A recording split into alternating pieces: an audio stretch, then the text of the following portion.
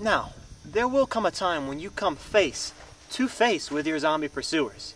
When that time comes, no weapon is as beautiful of a choice as the shotgun.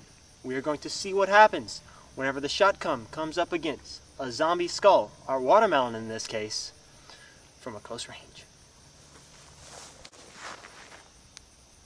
Are we good? Good. Yes? Gotta aim up more. Right there? Looks good to me.